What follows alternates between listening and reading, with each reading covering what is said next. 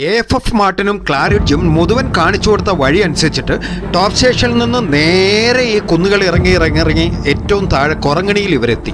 കൊറങ്ങണിയുടെ ഏറ്റവും വലിയ ഇമ്പോർട്ടൻസ് എന്ന് പറയുന്നത് തൂത്തുക്കുടിയിലേക്ക് ഷിപ്പിലേക്ക് തേയില കൊണ്ടുപോകാൻ വേണ്ടിയിട്ട് ഇവർ ടോപ്പ് സ്റ്റേഷനിൽ നിന്ന് കൊറങ്ങണിയിലേക്ക് റോപ്വേ നിർമ്മിച്ചു 1901. അതാണ് ഏറ്റവും വലിയ ഇമ്പോർട്ടൻസ് കൊറങ്ങണിയുടെ.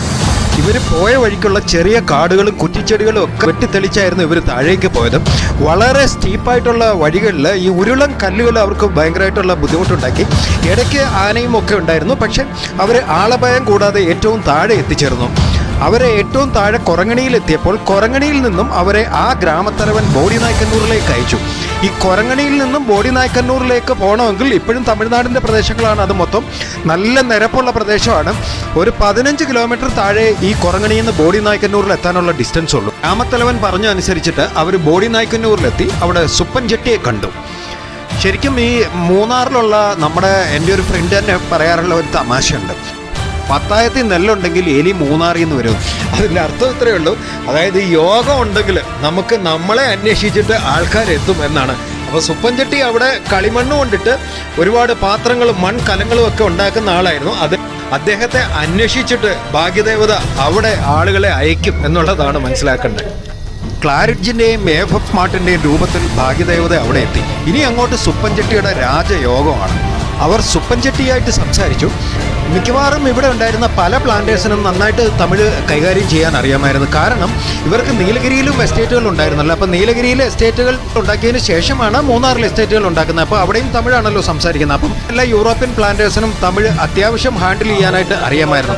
അതുകൂടാതെ തന്നെ മൂന്നാറിൽ കണ്ണൻദേവൻ മലനിരകളിൽ തമിഴ് പഠിച്ചിരിക്കണം എന്നുള്ളത് ഒരു കമ്പൽസറി ആയിരുന്നു മുമ്പ് കാലത്ത്. ഇവർ സുപ്പൻചെട്ടിയായിട്ട് സംസാരിച്ചു. ക്ലാരിഡ്ജ് AFF മാർട്ടിന് ഇവർ തമ്മിലൊരു എഗ്രിമെൻ്റ് ഉണ്ടാക്കി. ഇവർ പറഞ്ഞ എഗ്രിമെൻ്റ് അനുസരിച്ചിട്ട് സുപ്പൻചെട്ടി ഈ കണ്ണൻദേവൻ മലനിരകളിലേക്ക് വേണ്ട ആഹാര സാധനങ്ങൾ, കരിപ്പെട്ടി, അരി തുടങ്ങിയ പയറുവർഗ്ഗങ്ങൾ തുടങ്ങിയ സാധനങ്ങളെല്ലാം സുപ്പൻചെട്ടി നൽകും.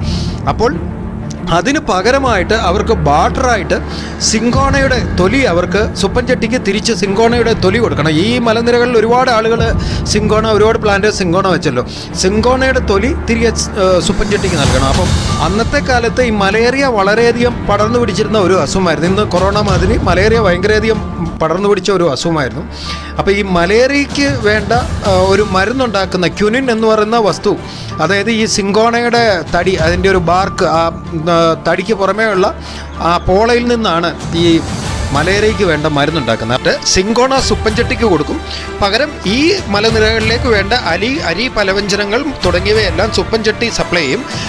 സുപ്പൻചെട്ടിയുടെ മകൻ അളകണ്ണൻ ചെട്ടി ഇതിൻ്റെ എല്ലാം മേൽനോട്ട ഏറ്റെടുത്തു. അങ്ങനെ അവർ സംസാരിച്ചതനുസരിച്ചിട്ട് അരി, വറ്റൽമുളക്, കരിപ്പട്ടി, മറ്റ് പലവ്യഞ്ജനങ്ങൾ തുടങ്ങിയ ഒരുപാട് ഭക്ഷ്യവസ്തുക്കൾ തലച്ചുമടായിട്ടും കുതിരപ്പുറത്തും കഴുതപ്പുറത്തും ബോഡിനായ്ക്കന്നൂരിൽ നിന്നും ഈ കൊറങ്ങണിയിൽ എത്തിച്ചിട്ട് കൊറങ്ങണിയിൽ നിന്നും വീണ്ടും തലച്ചുമടായിട്ടും കഴുതയുടെ പുറത്തും ഒക്കെ ഇവർ ടോപ്പ് സ്റ്റേഷനിൽ, ഏറ്റവും ഹൈറ്റുള്ള സ്ഥലമായ ടോപ്പ് സ്റ്റേഷനിൽ കൊറങ്ങണിയിൽ നിന്നും എത്തിച്ചു.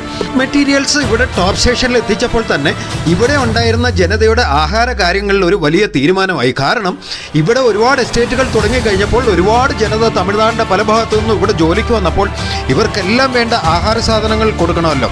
ബോഡിനായ്ക്കന്നൂരിൽ നിന്നും വലിയ കുന്നുകൾ കയറി ബോഡിമെട്ട് വഴി സൂര്യനെല്ലി വാലി വഴി ദേവികുളം വഴി എത്തണമെങ്കിൽ വളരെ വലിയ പ്രയാസമാണ്, നിസ്സാരമല്ലത്. ഇത് പഴയ ബോഡിനായ്ക്കന്നൂർ ബോഡിമെട്ട് വഴിയുള്ള വഴിയാണ്.